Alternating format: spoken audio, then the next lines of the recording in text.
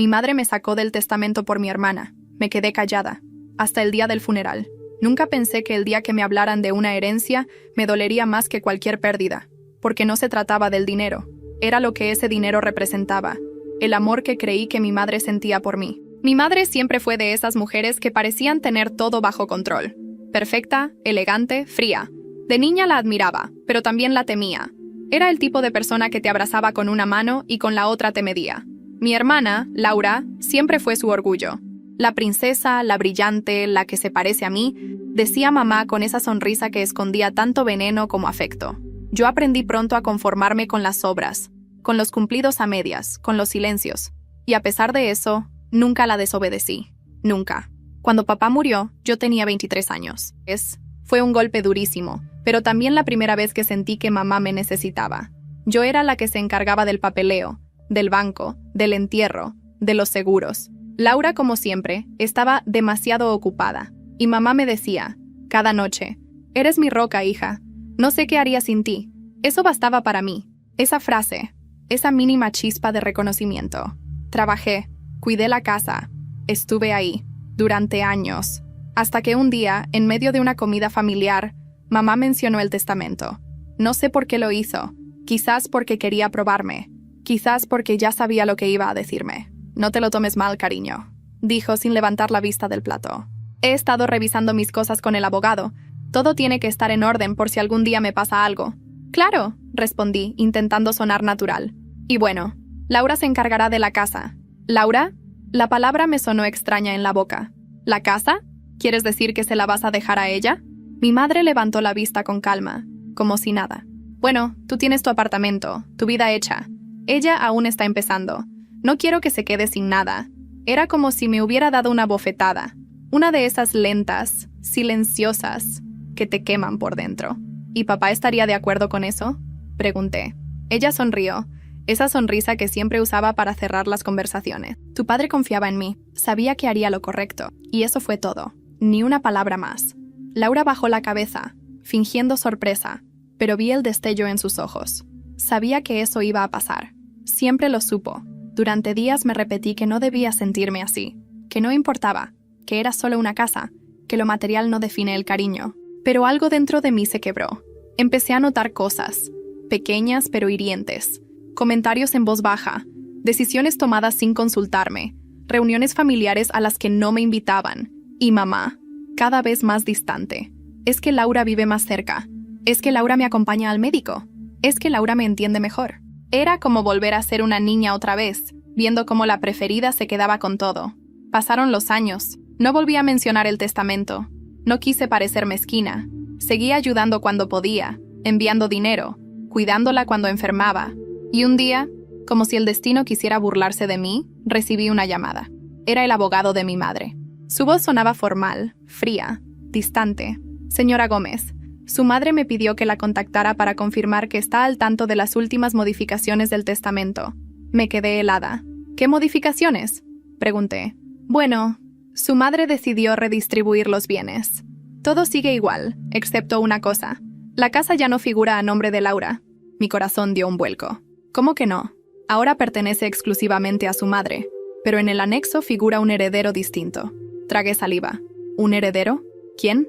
El silencio que siguió me pesó más que cualquier palabra.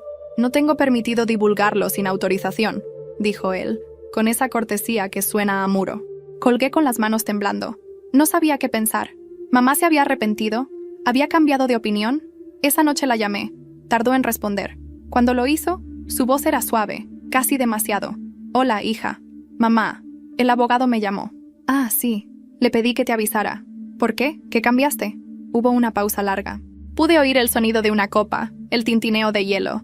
«No te preocupes por eso, cariño», dijo al fin. «Es solo un trámite». Pero su tono no era el de una madre tranquila. Era el de alguien que esconde algo. Y lo supe. Me estaba mintiendo. Los meses pasaron. Y con ellos mamá empezó a enfermar. O al menos eso decía. Dolores, tratamientos, visitas al médico. Yo estaba siempre disponible. Laura, curiosamente, cada vez más ausente. Hasta que llegó la llamada que ningún hijo quiere recibir. «Tu madre está grave». Corrí al hospital, pero cuando llegué era tarde, demasiado tarde. Mamá ya no estaba.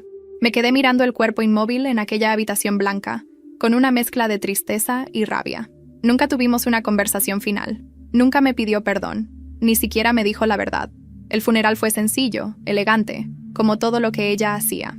Laura lloraba frente al ataúd, rodeada de familiares y amigos, recibiendo las condolencias como si fuera la única hija que quedaba. Yo la observaba en silencio, incapaz de derramar una lágrima. No por falta de amor, sino porque el amor ya se había agotado. Después del entierro, el abogado me llamó de nuevo. «Señora Gómez, necesitamos que firme unos documentos». «¿Es sobre la herencia?», pregunté. «Sí, sería bueno que viniera a la notaría». Fui al día siguiente. La oficina olía a madera y papel viejo. El abogado abrió una carpeta gruesa y me miró con cierta incomodidad. «Aquí está el documento final», dijo pasándome las hojas. Empecé a leer. Mi nombre no estaba, ni una vez. Me quedé inmóvil. Toda la herencia, la casa, las cuentas, incluso los objetos personales, todo, había pasado a nombre de Laura. El abogado evitó mirarme. Su madre firmó este documento hace 3 semanas. Estaba en plenas facultades. 3 semanas. Mientras yo la cuidaba, mientras le preparaba la comida y la ayudaba a caminar, ella firmaba para dejarme fuera.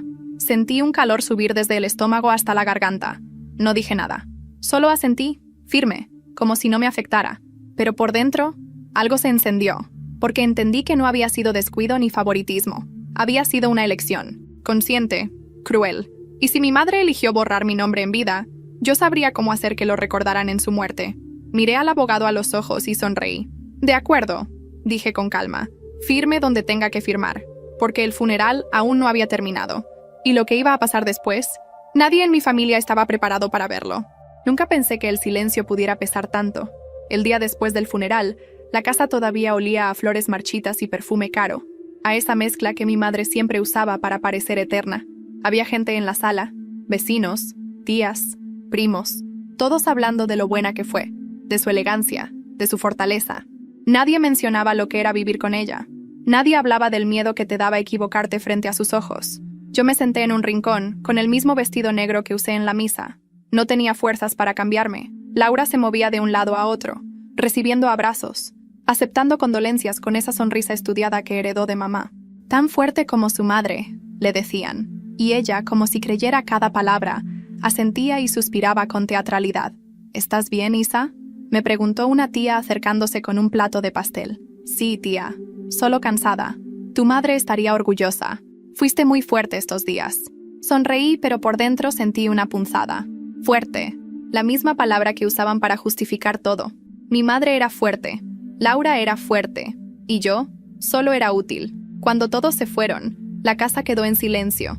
El eco de las voces se apagó, y por primera vez me quedé sola con sus cosas. Caminé hacia su recámara. Abrí la puerta despacio, como si ella aún pudiera regañarme por entrar sin tocar. Todo estaba impecable. La cama tendida, los cojines alineados, el espejo sin polvo. Ni siquiera muerta había dejado algo fuera de lugar. Me senté frente al tocador. Había una foto nuestra enmarcada. Mamá, Laura y yo en Navidad. Ella, en el centro, con ese brillo que siempre le daba la razón. Nosotras, a los costados, como accesorios decorativos. La miré largo rato, buscando algún gesto de ternura que nunca existió. Y entonces, al mover el marco, noté algo extraño. Un sobre plano, escondido debajo. Lo tomé. Tenía mi nombre escrito con su letra. Para Isabel. Mi respiración se aceleró. No era posible. La abrí con manos temblorosas. Adentro había una carta, escrita con tinta azul. Reconocí su estilo. Ordenado, elegante, con cada palabra perfectamente calculada. «Hija, si estás leyendo esto, es porque ya no estoy. No quiero que me recuerdes con rencor. Sé que no fui la madre que necesitabas, pero hice lo que pude con lo que tenía. A veces el amor se me confundió con exigencia. No supe quererte como merecías, pero te vi. Siempre te vi. Y si no lo dije, fue porque no supe cómo. Hay algo que te pertenece, aunque no esté en el testamento. Lo entenderás cuando estés lista para perdonarme. Con amor, mamá». Me quedé inmóvil. La carta no aclaraba nada. No mencionaba la casa, ni el dinero, ni el testamento. Pero cada línea era una mezcla de consuelo y veneno. «Hay algo que te pertenece». ¿Qué significaba eso? ¿Era otra de sus pruebas? ¿Una manera de hacerme sentir culpable incluso después de muerta? Guardé la carta en mi bolso. No lloré. No podía. Solo me quedé mirando el reflejo en el espejo del tocador. Por primera vez, no vi a la hija obediente. Vi a una mujer cansada, herida, pero despierta. A la mañana siguiente, Laura me llamó. «Oye, Isa, el abogado quiere que pasemos mañana por la notaría. Dice que hay papeles que firmar». «Ya me habló», respondí con frialdad. «Ah, bueno, solo quería confirmar la hora». «No te preocupes, voy a ir». Su tono cambió, más suave, más empalagoso. «No te lo tomes tan personal, Isa». Mamá hizo lo que creyó correcto. Tú tienes tu vida. Me reí sin humor. Claro, Laura. Ella siempre creyó que sabía lo que era correcto. No empieces con eso. No es momento. No, tranquila. Ya se acabó el momento. Colgué antes de que respondiera. Esa noche no dormí. La frase de la carta me daba vueltas en la cabeza. Hay algo que te pertenece. ¿Qué me había dejado? ¿Por qué el abogado sonaba tan nervioso cuando me llamó? Y sobre todo, ¿por qué Laura no parecía sorprendida de nada? Cuando amaneció, decidí que iría a la notaría sola. Quería escuchar todo directamente del abogado, sin su presencia, sin su voz fingiendo compasión. Tomé la carta, la guardé en mi bolsa y salí. El aire de Ciudad de México estaba pesado, húmedo, como si también guardara secretos. Mientras cruzaba la avenida, mi celular vibró. Era un mensaje del abogado. «Señora Gómez, antes de que venga, necesito hablar con usted en privado. Hay un documento que su madre pidió que solo se le mostrara a usted, y bajo ciertas condiciones». Me detuve en seco, con el corazón golpeándome el pecho. Leí el mensaje 3 veces. Un documento solo para mí. Condiciones. Mi madre, incluso muerta, seguía jugando sus juegos. Y fue ahí, en medio de la calle, donde lo supe. Mi historia con ella no había terminado. Apenas estaba comenzando. El despacho del licenciado Méndez quedaba en una esquina del centro de la ciudad, en uno de esos edificios antiguos con olor a madera y papel envejecido. Subí las escaleras con un nudo en el estómago. Cada paso resonaba como si el eco se burlara de mí. Al llegar, la secretaria me miró con una mezcla de compasión y curiosidad. «¿Viene por el asunto de la señora Gómez?» Asentí. «El licenciado le está esperando. Pase, por favor». Abrí la puerta y allí estaba él. Un hombre mayor, traje gris, lentes gruesos, con esa calma ensayada de quien ha visto demasiadas disputas familiares disfrazadas de trámites legales. «Isabel, gracias por venir», dijo, ofreciéndome la mano. «Antes que nada, mis condolencias». «Gracias», respondí, con la voz más controlada de lo que sentía. Me señaló una silla frente a su escritorio. Sobre la mesa había una carpeta gruesa y un sobre color marfil. «Su madre dejó esto en mis manos», explicó. «Pero antes de entregárselo, debo aclararle algo». «¿Qué cosa?» «No se trata de un documento legal, sino personal. No forma parte del testamento. Me dio instrucciones muy precisas. Entregarlo solo si usted venía sola». Mi corazón se aceleró. ¿Y si no venía? Entonces debía destruirlo. Lo dijo sin dramatismo, como quien recita una cláusula. Aún así, sentí que el aire se me escapaba. El licenciado me pasó el sobre con cuidado. «Está sellado. No sé su contenido. Pero por lo que entiendo, su madre quería que usted lo leyera y que tomara una decisión después». Tomé el sobre. Estaba cerrado con un sello de cera roja, antiguo, como si se tratara de un secreto de otra época. «¿Qué decisión?», pregunté. «No lo sé, pero me pidió que, tras leerlo, regresara conmigo para firmar un acta». Me quedé mirándolo unos segundos. Sentía que todo lo que ella había dejado atrás tenía más capas que su propio maquillaje. Salí del despacho con el sobre en la mano. No podía abrirlo ahí. Necesitaba un lugar silencioso. Terminé en un café cerca del Parque México, una de esas terrazas donde el ruido de los autos se mezcla con la música suave de fondo. Pedí un té que no probé. Respiré hondo y rompí el sello. Dentro había una carta escrita a máquina y, detrás, una hoja doblada a mano. Leí la primera. «Isabel, no quiero que lo que hice te parezca una traición. Lo que dejé a tu hermana no es lo que parece.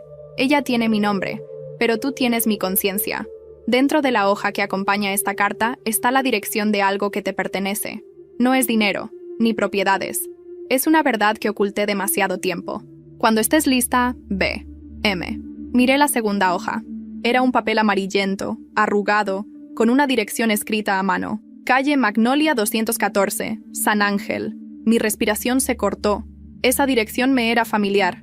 Mi madre tenía un viejo almacén allí, un lugar que usaba para guardar muebles antiguos. Siempre lo mantuvo cerrado con candado. Nunca permitió que entráramos. Decía que era un lugar sin importancia. Mentira. En su mundo, nada era sin importancia.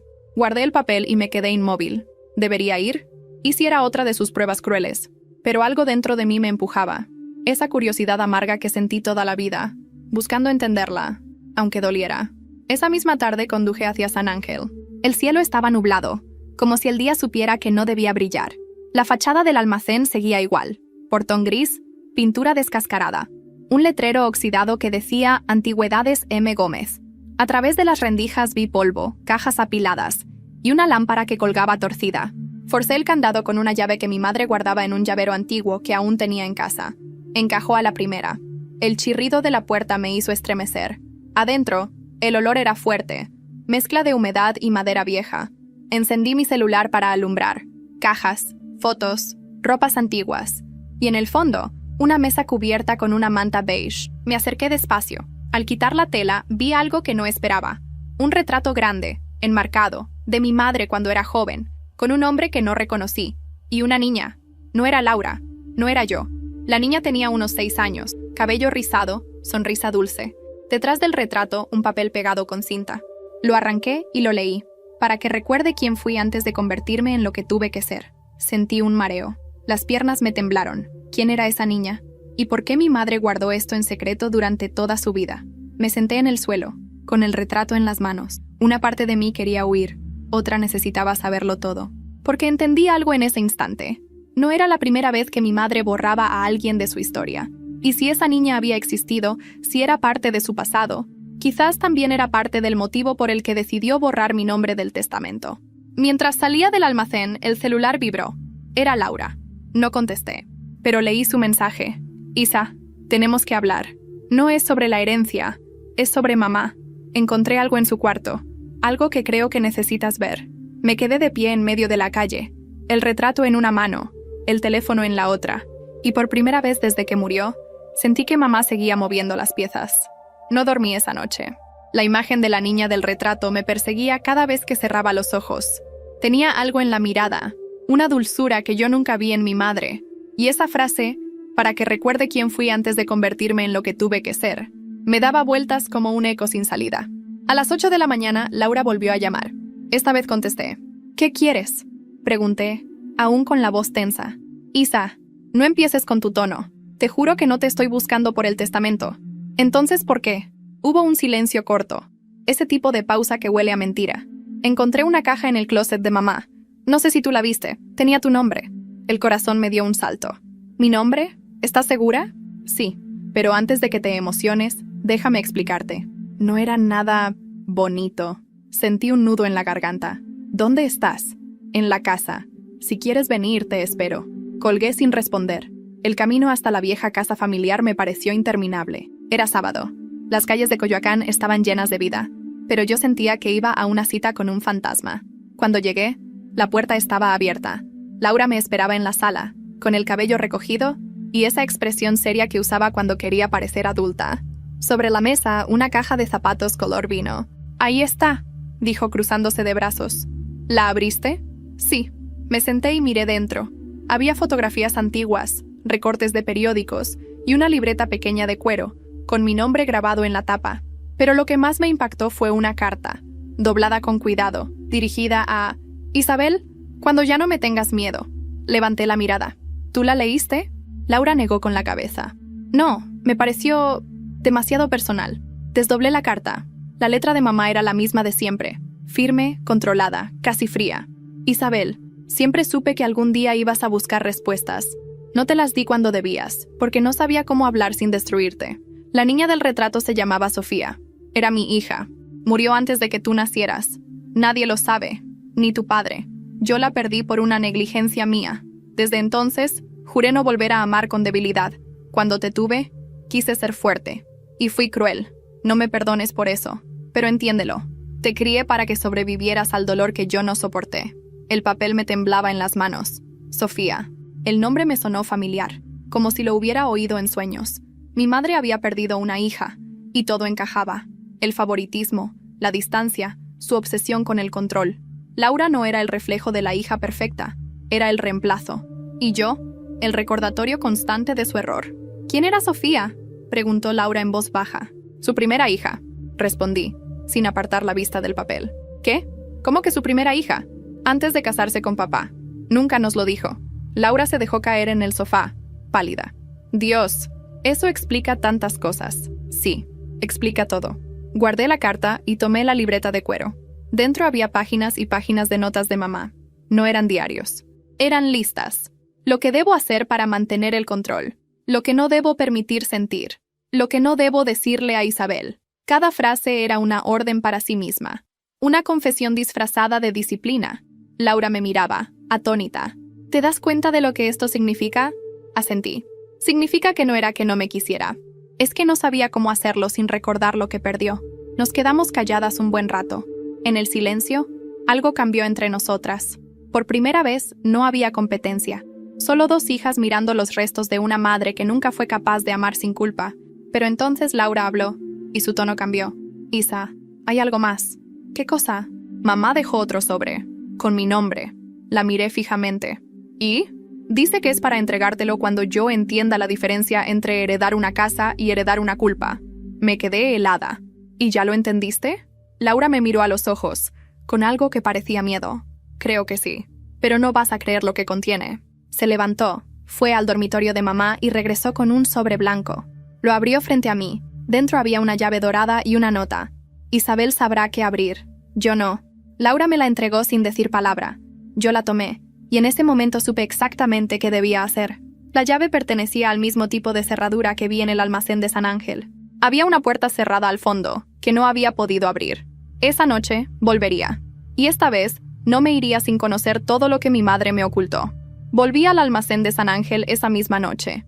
No sé si fue valentía o necesidad, pero sentía que algo dentro de mí me empujaba a regresar. Llevaba la llave dorada en el bolsillo, esa que Laura me había entregado con un temblor en la mano. El cielo estaba cubierto y el aire olía a lluvia. Cuando llegué, el silencio del lugar era tan denso que podía oír el eco de mis pasos sobre el piso de concreto. Cerré la puerta detrás de mí y encendí la linterna del celular. El retrato de mi madre seguía sobre la mesa, observándome desde la penumbra, con esa serenidad que siempre me dio miedo. Caminé hasta el fondo, donde recordaba una pequeña puerta de metal, oxidada. Ahí, la cerradura esperaba. Metí la llave. Giró con suavidad, como si hubiera estado esperando exactamente ese movimiento. El olor que salió al abrir fue una mezcla de polvo y tiempo. Encendí una lámpara colgante y la luz reveló algo que me cortó la respiración. El cuarto estaba lleno de cajas, sí, pero no eran simples cosas guardadas. Eran recuerdos, fotografías, juguetes, pequeños vestidos doblados con cuidado, y en la pared, un mural de recortes, nombres y fechas.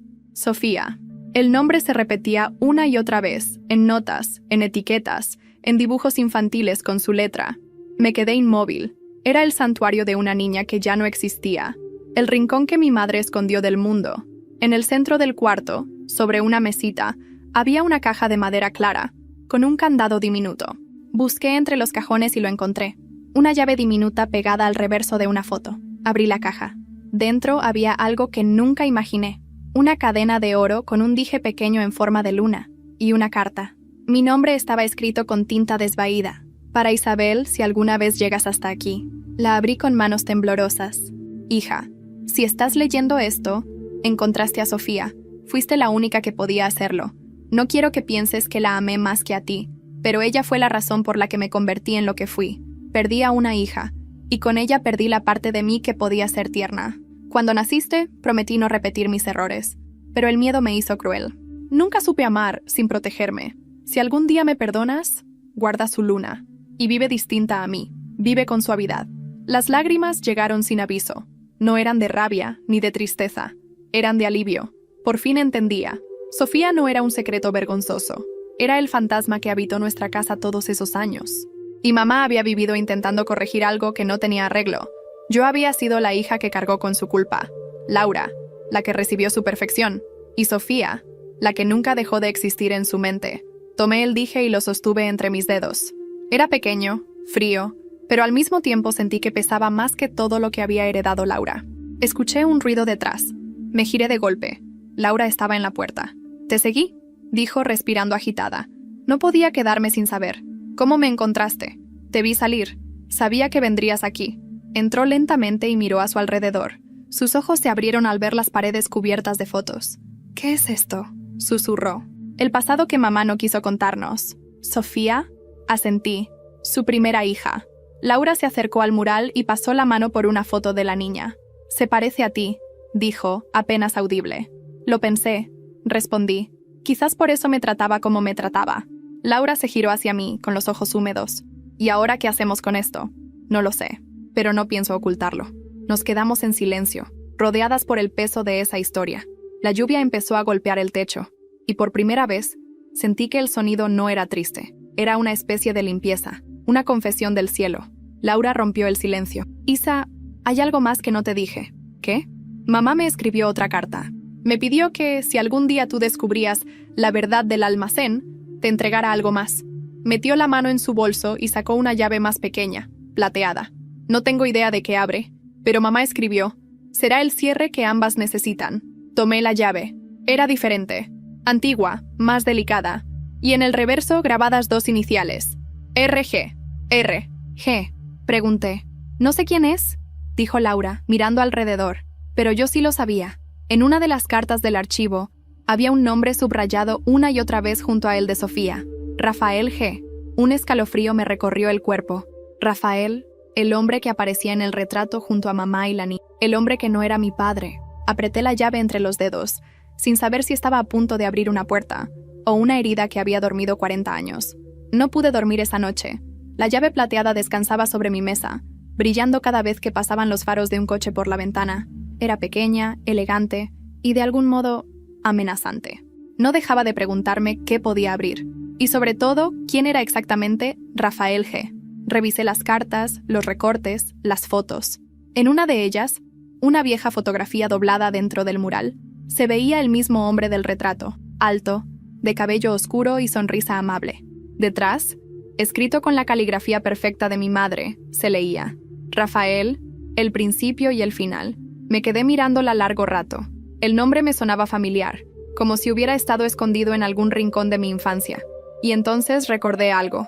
Cuando tenía 6 o 7 años, mamá solía llevarme a una florería en la colonia Roma.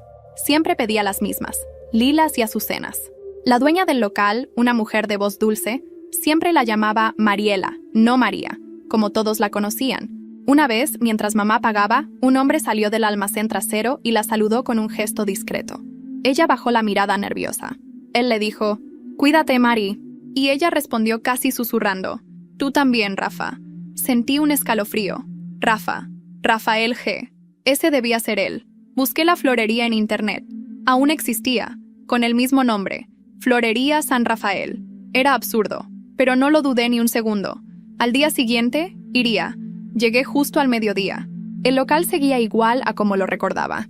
Un mostrador de madera, el aroma a flores frescas y el sonido constante de tijeras cortando tallos. Una mujer mayor, de cabello blanco y sonrisa amable, me atendió.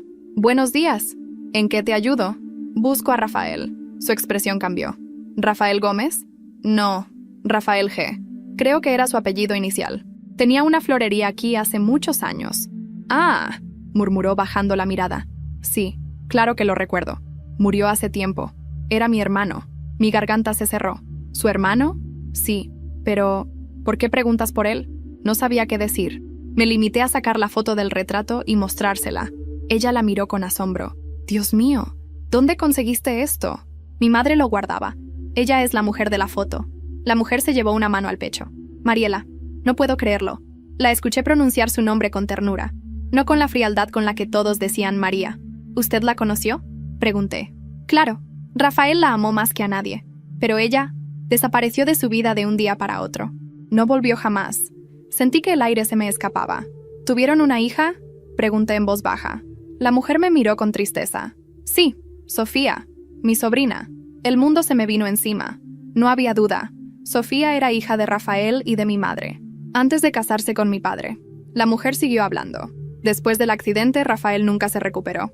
Cerró el negocio por un tiempo. Decía que Mariela se había ido porque no soportaba verla muerta, pero volvió unos años después, casada con otro hombre, fingiendo que no lo conocía. El corazón me golpeaba en el pecho. Mi madre había reconstruido su vida sobre una mentira, borrando un pasado que la perseguía en cada mirada. Y ahora, décadas después, me tocaba a mí descubrirlo todo. «¿Qué pasó con las cosas de Rafael?», pregunté, apenas logrando hablar. «Conservo algunas», respondió la mujer. «Sus diarios, fotografías y una caja con iniciales grabadas. ¿RG? Sí.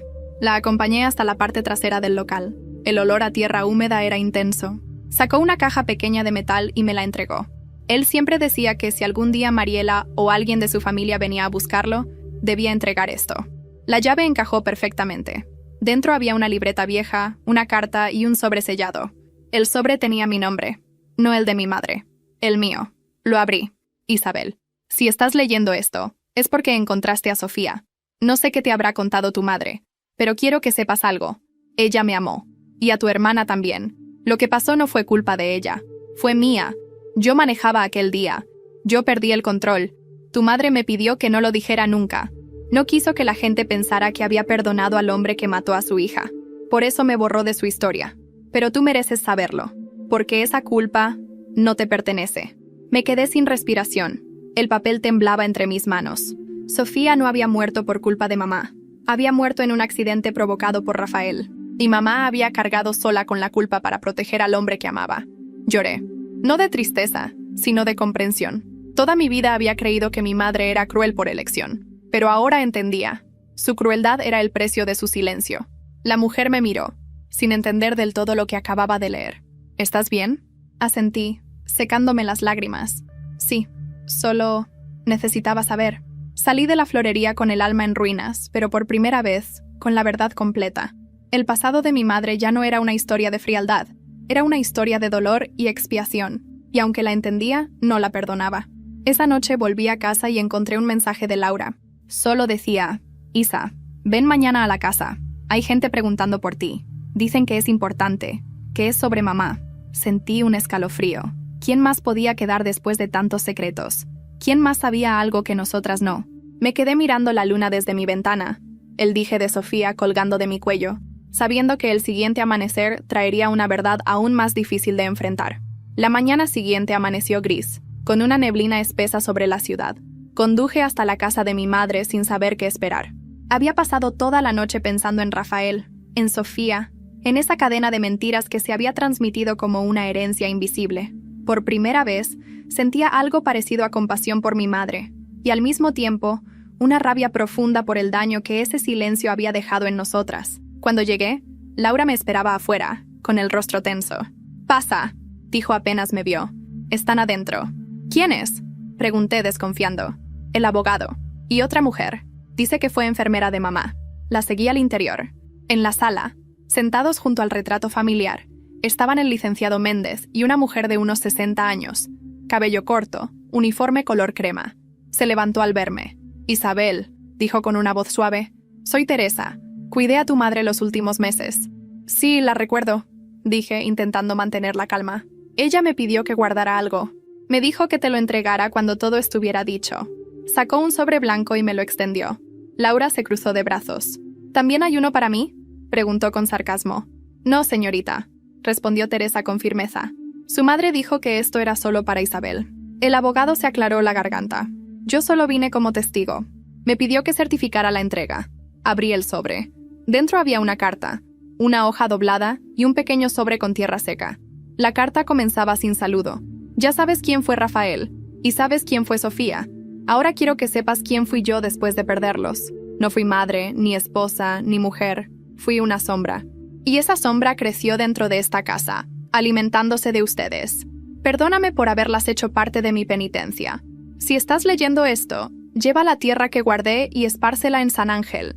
Era de la tumba donde reposan las cenizas de Sofía. Hazlo tú, y cuando lo hagas, deja ahí también mi nombre, porque ya no quiero que nos recuerden separadas». Mi vista se nubló, no por sorpresa, sino por el peso de cada palabra. Era la primera vez que mi madre pedía perdón sin condiciones. Laura se inclinó hacia mí. «¿Qué dice?» «Dice que quiere que la entierre junto a Sofía». «¿Y vas a hacerlo?», preguntó con cierta dureza. «Sí», respondí, mirándola fijo. «Es lo que ella debió haber hecho hace 40 años. La enfermera me entregó una pequeña urna envuelta en tela blanca. Tu madre lo sabía, Isabel. Sabía que no descansarías hasta entenderlo todo». Me quedé en silencio. No había nada más que decir. Esa tarde, Laura insistió en acompañarme a San Ángel. El sol apenas se asomaba entre las nubes, y el camino hasta el cementerio fue en silencio absoluto. Al llegar, la tierra aún húmeda olía a lluvia reciente. Buscamos la lápida de Sofía. Estaba en una esquina olvidada, cubierta de musgo. No había flores, solo un nombre grabado con letras gastadas. Sofía G., sin apellidos, sin fechas. Como si la historia de esa niña también hubiera sido borrada. Me arrodillé y abrí el sobre con tierra. La esparcí sobre la tumba mientras Laura observaba, con lágrimas contenidas. El viento soplaba con una suavidad extraña, casi respetuosa. ¿Crees que mamá alguna vez vino aquí?, preguntó Laura. Sí, y creo que cada vez que lo hizo, volvió a morir un poco. Guardé silencio unos segundos.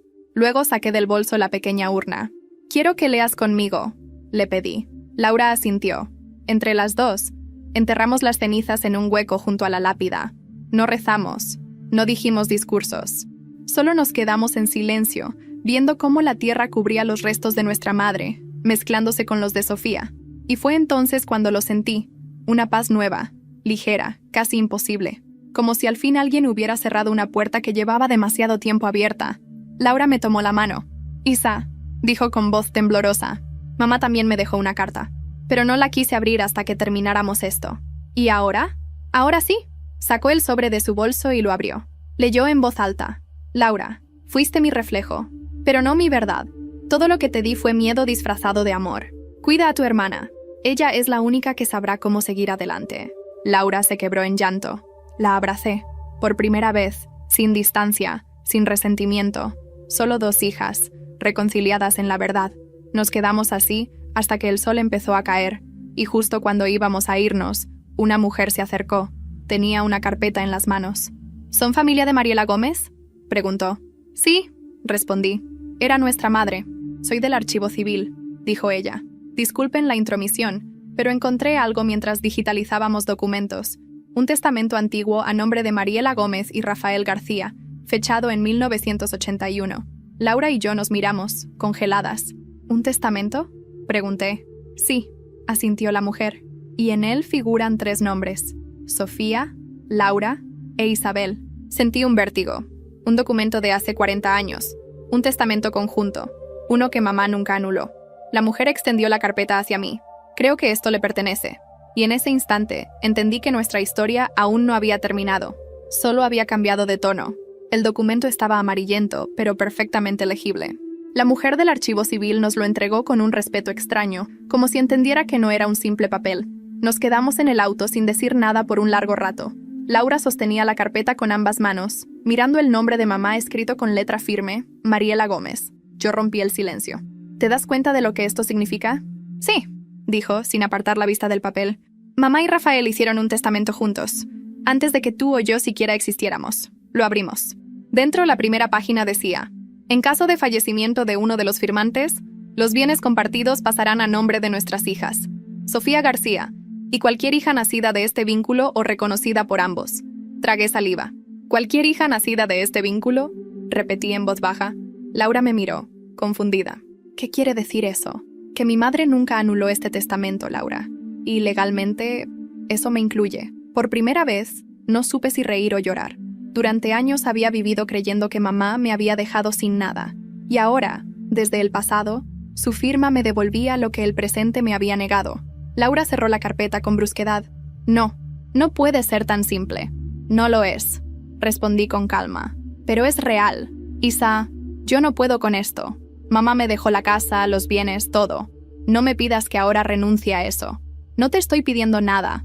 Solo estoy entendiendo lo que ella quiso». Nos quedamos en silencio. El aire dentro del auto se volvió pesado, casi irrespirable. Era la primera vez desde la muerte de mamá que sentí que la tensión entre nosotras volvía a subir. No era por la casa, era por lo que simbolizaba. El reconocimiento, el perdón, el derecho a existir dentro de una historia que me había borrado. «¿Y si lo dejamos así?», dijo Laura, rompiendo el silencio. «Sin abogados, sin escándalos. Tú te quedas con tus recuerdos y yo con lo mío». La miré con calma. «No, Laura, ya no puedo quedarme solo con recuerdos». Sus ojos se llenaron de rabia. «¿Vas a pelearlo? ¿Después de todo lo que pasó?» «No, voy a entenderlo. Hay una diferencia. Esa noche no pude evitar volver al almacén de San Ángel. Necesitaba sentir de nuevo ese lugar donde todo empezó. La puerta crujió al abrirse, y el olor a madera vieja me golpeó como una ola familiar. Encendí la lámpara y me quedé mirando el mural de Sofía, esa pared llena de recortes que ahora parecía menos triste y más humana. Sobre la mesa, aún estaba el retrato de mamá con Rafael. Lo tomé y lo limpié con un paño. Debajo, noté algo que no había visto antes. Una pequeña inscripción tallada en la madera del marco. 4 palabras. Perdóname por las 2. Me senté en el suelo. Entendí lo que quería decir. Mamá se había pasado la vida intentando compensar una pérdida con otra. Amó a Sofía con ternura, me crió con culpa y elevó a Laura como escudo. Ninguna de nosotras recibió amor limpio, solo fragmentos deformados de lo que alguna vez fue una mujer enamorada y rota. Lloré, pero no de dolor. Era un llanto que se sentía como alivio. Por fin entendía que mi historia no era de víctimas y culpables. Era una historia de supervivencia emocional, de cómo una mujer marcada por la tragedia arrastró a todos en su intento de redimirse. Escuché pasos detrás de mí. Me giré. Laura estaba en la puerta. Otra vez. No podía dejarte sola, dijo. No vine a pelear, respondí. Lo sé. Entró, despacio, y se sentó a mi lado. Miramos juntas las fotos, las cartas, los trozos de una historia que por fin tenía sentido. Laura respiró hondo. Isa, estuve pensando. ¿En qué? En que mamá nunca planeó dividirnos. No, pero lo hizo igual. Sí, pero quizá quiso que al final nos uniéramos por lo que descubrimos. No por lo que nos dejó. Asentí. Por primera vez, sus palabras no sonaron vacías. Voy a hacer algo, dijo Laura de pronto. ¿Qué? Voy a vender la casa. La miré sorprendida. ¿Estás segura? Sí. No quiero seguir viviendo en un mausoleo. ¿Y el dinero? Mitad y mitad. Sin abogados, sin testamentos. Lo justo. No pude evitar sonreír. Era la primera vez que veía en ella un gesto libre de competencia. Un acto sincero. Pero antes de que pudiera responder, el sonido de mi celular interrumpió el momento. Era un número desconocido. Contesté. ¿Señora Isabel Gómez? Dijo una voz masculina. ¿Sí? ¿Quién habla? Le hablo del despacho del notario García. Tenemos en nuestro poder una carta más, encontrada entre los archivos de su madre. ¿Otra carta? Pregunté, incrédula. Sí, dirigida a usted y fechada el mismo día de su muerte. El silencio fue tan pesado que hasta Laura lo sintió. Me miró con el rostro pálido. ¿Qué pasa? Mamá nos dejó algo más. ¿Qué cosa? Respiré hondo. No lo sé, pero si la escribió el mismo día que murió, entonces esa es la verdadera despedida. Laura bajó la mirada. ¿Y si lo que dice cambia todo otra vez? Entonces tendremos que decidir qué hacer con eso. El teléfono aún en mi mano, el eco de su voz resonando, y la sensación clara de que el cierre que tanto esperé todavía no había llegado. Fui al despacho del notario García al día siguiente. El cielo estaba nublado, igual que el día del funeral. Laura insistió en acompañarme. No discutí. Había algo en su actitud, una mezcla de miedo y necesidad de cerrar todo esto conmigo. Ya no éramos enemigas. Éramos dos mujeres que por fin entendían que el amor de mamá había sido una herida compartida.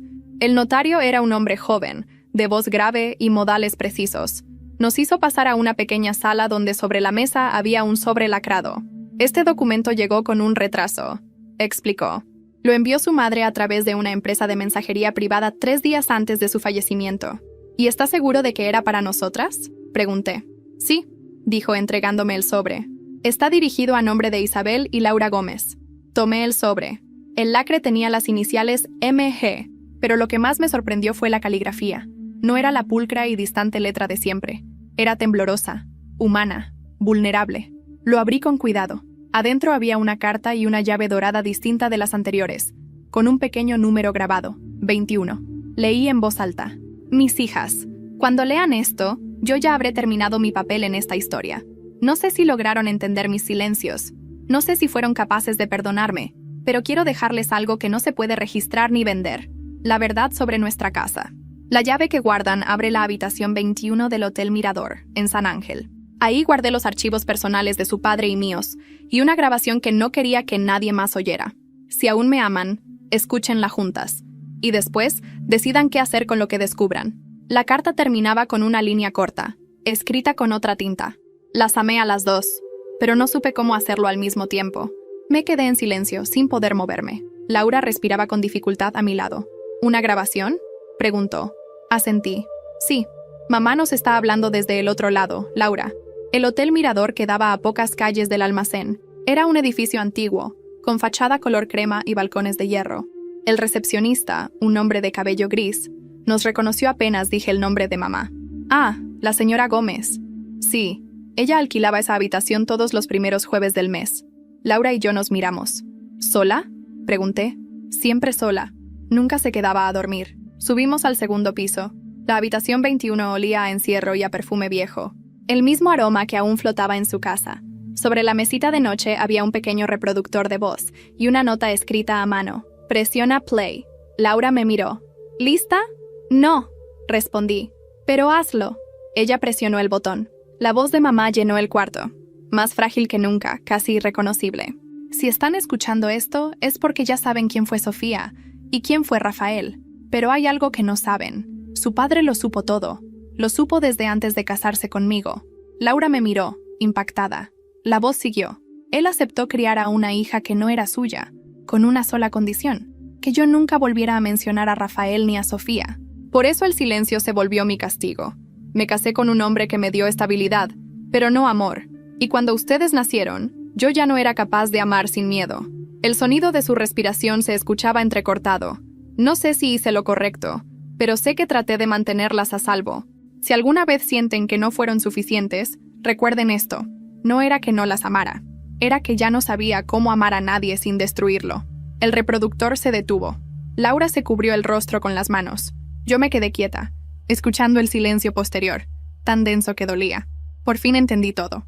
Mamá no solo había vivido bajo una culpa, había vivido atrapada entre dos vidas, la que perdió y la que inventó para sobrevivir. Me levanté y abrí las cortinas. El sol caía entre las hojas del parque. ¿Qué hacemos con esto?, preguntó Laura llorando. Nada, dije. No hay nada que hacer. Solo recordarla completa. ¿Completa? Sí. Ni santa ni monstruo. Solo humana. Nos quedamos ahí, mirando por la ventana abierta.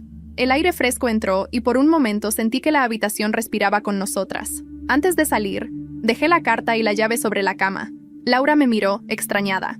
¿Por qué las dejas? Porque ya no necesitamos abrir más puertas. Salimos del hotel sin mirar atrás, pero al llegar al coche, Laura me detuvo. Isa, ¿te diste cuenta del número de la habitación? ¿Qué pasa con él? 21. El mismo día en que Sofía murió. El corazón me dio un vuelco. No respondí. Solo miré hacia el cielo, comprendiendo que incluso en su despedida, mamá seguía escribiendo mensajes escondidos. Y aunque doliera admitirlo, por primera vez sentí que esa historia ya no me pertenecía al dolor. Era mía, sí, pero para seguir viviendo. Cuando llegamos a casa, el contestador parpadeaba. Había un mensaje nuevo. Lo reproduje. Era la voz del licenciado Méndez. Señora Gómez, lamento molestarla, pero acaba de llegar un envío más a nombre de su madre. Dice, para mis hijas, cuando hayan escuchado todo. Está marcado como urgente. Laura me miró con el rostro desencajado. Isa, ¿qué más puede quedar? No lo sé, respondí, sintiendo otra vez ese nudo en el pecho. Pero mamá nunca decía una última palabra. Siempre dejaba una más. Y en ese instante supe que el final no sería silencioso. Sería una verdad tan grande que ninguna de las dos estaba lista para escucharla. Esa noche apenas pude dormir. Había algo en la voz del licenciado Méndez, una inquietud que no era solo profesional. Decía que el paquete era urgente, pero sonaba más bien preocupado, como si temiera que lo que estaba dentro pudiera reabrir todas las heridas que con tanto esfuerzo empezábamos a cerrar. Laura quiso ir conmigo. No discutí. Ya no tenía sentido seguir caminando por separado. Cuando llegamos a la notaría, el licenciado estaba esperándonos en la puerta. Tenía el sobre en la mano, cerrado con un sello dorado. Se los iba a enviar, dijo, pero pensé que sería mejor entregarlo en persona. ¿Sabe lo que contiene?, pregunté. No, pero la remitente, su madre, dejó una nota con una sola instrucción. Léanlo donde empezó todo. Nos miramos. Sabíamos perfectamente a qué se refería. El almacén de San Ángel. Entramos al viejo lugar al atardecer. El polvo flotaba en el aire como si el tiempo se negara a asentarse. Encendí la lámpara y las sombras volvieron a dibujar el rostro de Sofía en las paredes. Todo seguía igual. La mesa, el retrato, la caja de madera. Era como si el espacio hubiera estado esperándonos. Coloqué el sobre la mesa y respiré hondo antes de romper el sello. Dentro había una carta y un pequeño cuaderno encuadernado en cuero negro. Reconocí la letra de mamá, pero no era su letra de siempre. Era más temblorosa, escrita con la mano enferma. Mis hijas, si llegaron hasta aquí, significa que escucharon mi voz, vieron mis cartas y entendieron lo que hice. Pero hay algo que aún no saben, algo que yo misma oculté hasta de mí. Sofía no murió el día del accidente. Laura soltó un jadeo. ¿Qué? Espera, le dije, y seguí leyendo con las manos frías.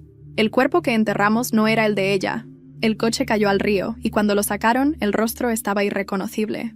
La policía nunca confirmó su identidad. Yo reconocí la ropa, el dije de Luna y decidí creer que era ella. Pero meses después recibí una llamada.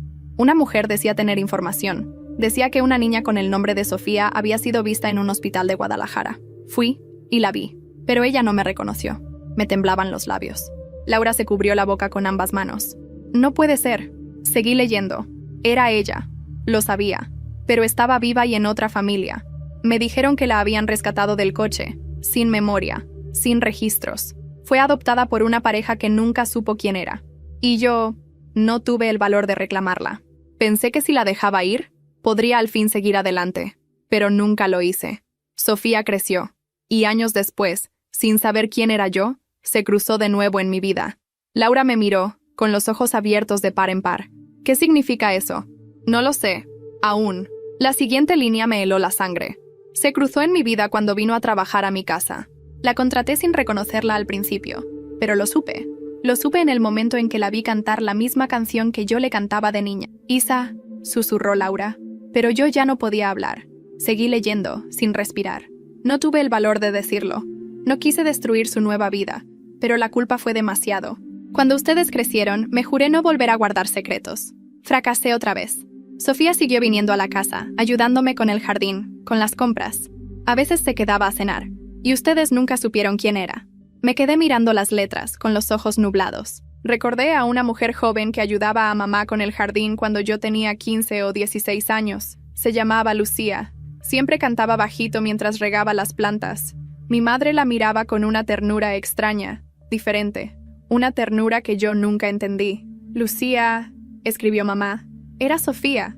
Murió hace 3 años en un accidente. Esta vez, de verdad, nunca se enteró de quién era. Pero yo la enterré con mi apellido. El silencio que siguió fue insoportable. Laura lloraba. Yo no. Yo estaba paralizada. Toda mi vida había girado alrededor de un fantasma. Una niña muerta que nunca murió.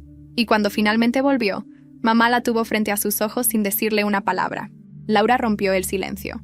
¿Te das cuenta de lo que significa esto? Asentí.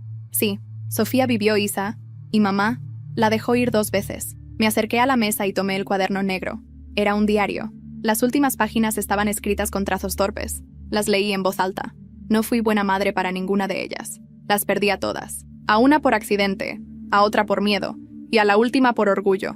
Pero si hay algo que he aprendido es que el amor no se mide por lo que se deja, sino por lo que se repara. Isabel, Laura, repárenme. Dejé el cuaderno sobre la mesa y cerré los ojos. Por primera vez no sentí rabia, solo una tristeza profunda, vieja, que no era solo mía. Laura se acercó y me tomó la mano. ¿Cómo se repara algo así?, preguntó. Contándolo, respondí sin dudar.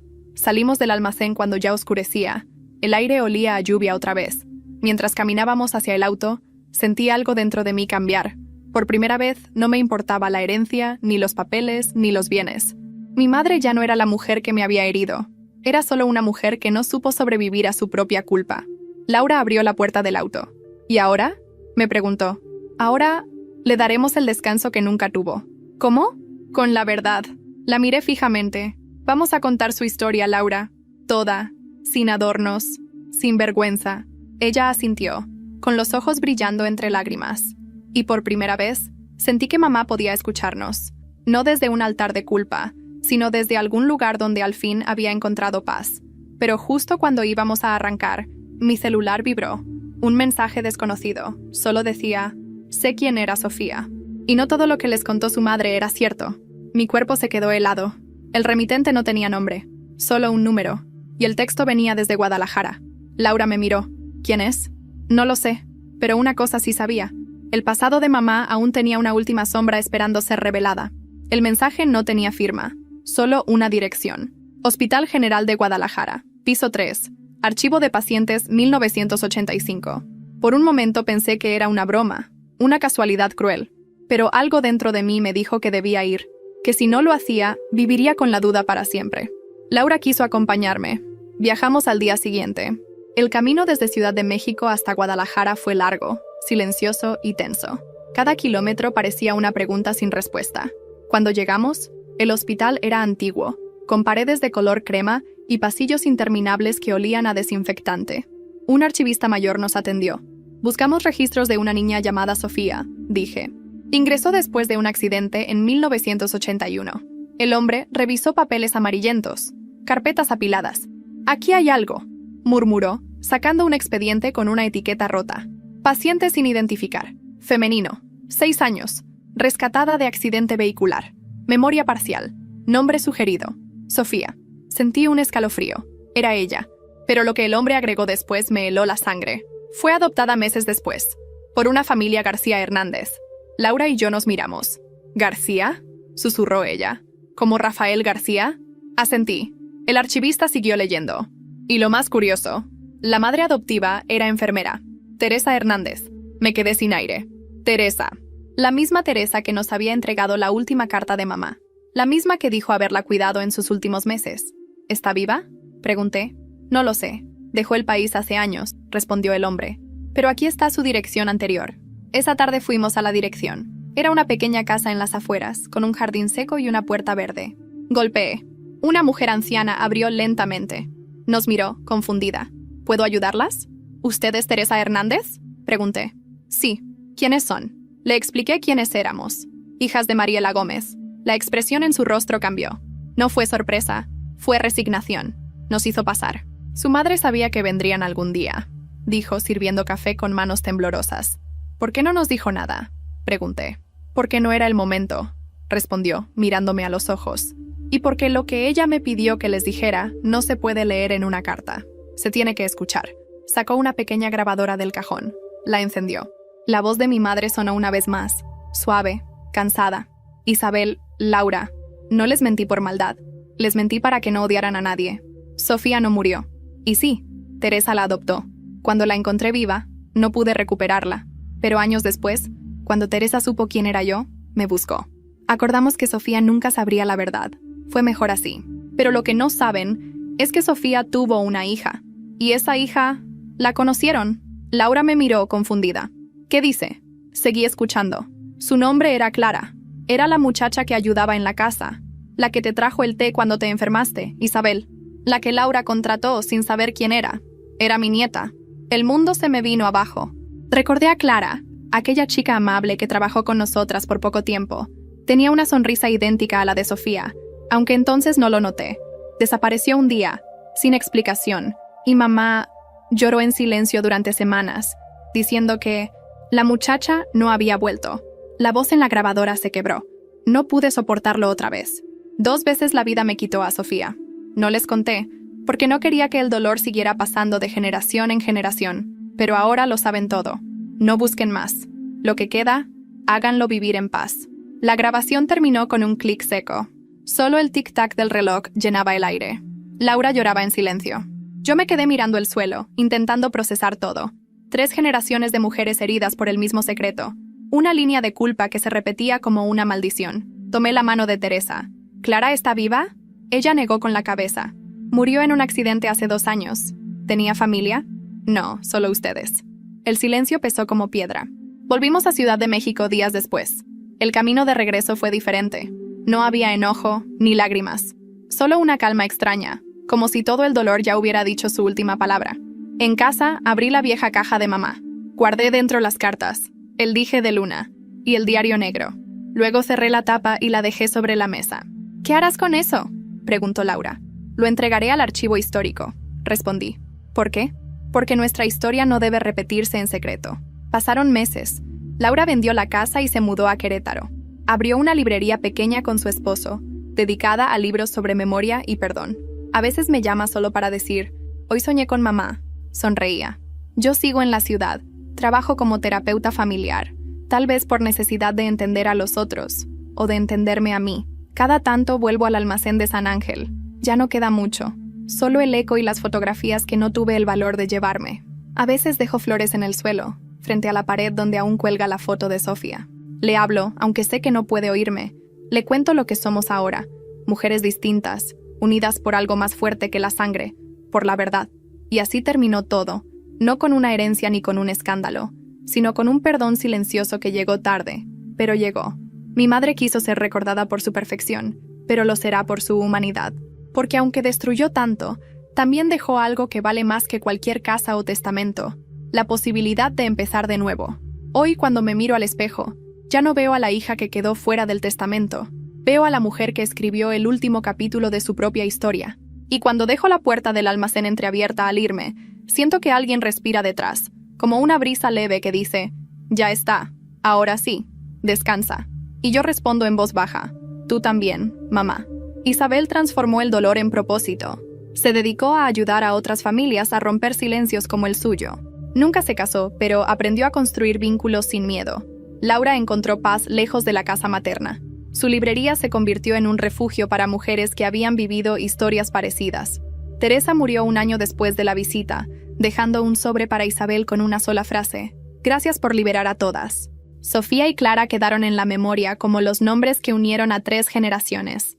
Mariela Gómez, la madre, finalmente fue enterrada junto a Sofía, bajo una misma lápida que dice: «Aquí descansan las que callaron y las que se atrevieron a hablar». Y yo, Isabel, dejo esto escrito para que alguien, algún día, entienda que a veces la justicia no se hereda, se construye.